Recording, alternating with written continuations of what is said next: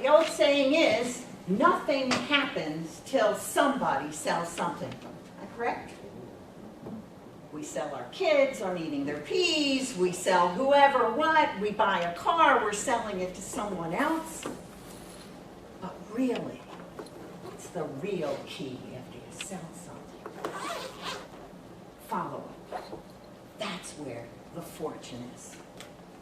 The definition of follow-up: an action or a thing that serves to increase the effectiveness of a previous one.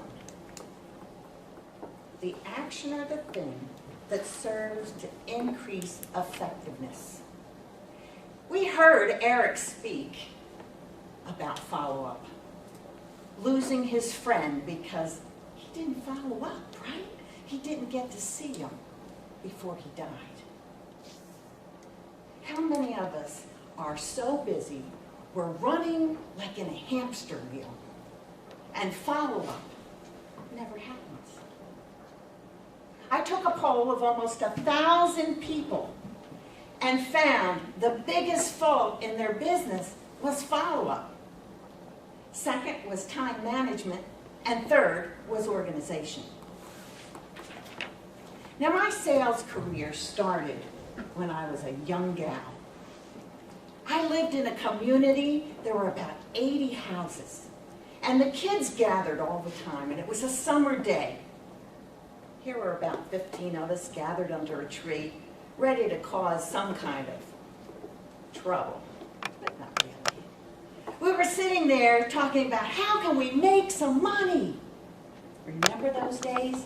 We always wanted to make money. And one of the kids said, let's all have lemonade stands. And we all thought this was great. We lived in a big community. We'd all have lemonade stands up and down the streets. Wow!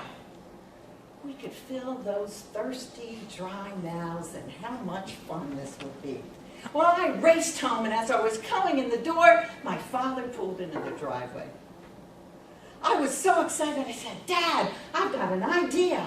I'm going to be an entrepreneur. Or in those days, I said, I'm looking to make some money.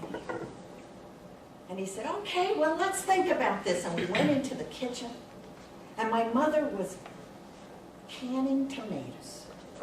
There were a sea of red tomatoes all over the countertop. Wow, my father grew the best tomatoes. They were large, juicy, red beefsteaks. I'm a Jersey girl. That's a tomato. And as we sat there at the kitchen table, Dad said to me, really, lemonade? He said, how many others are going to sell lemonade? I said, I don't know, maybe 10 of us. He said, I want you to think about this. You know, you want to be a young salesperson. Maybe lemonade isn't a good idea. And all of a sudden I felt, boy, the wind was taken out of my sails. He said, now, I want you to sit here. I've got to go downstairs, talk to Mom a little bit, and see if you can come up with some other idea. Oh, I was sitting there, you know, a little upset that he took, you know, what am I going to do? Mom says, well, look around. And it hit me. Tomatoes. I could sell ripe, red, juicy tomatoes. Dad came back upstairs and I said, Dad, guess what? I figured it out. I could sell tomatoes. Smart man he was. He wanted me to own that.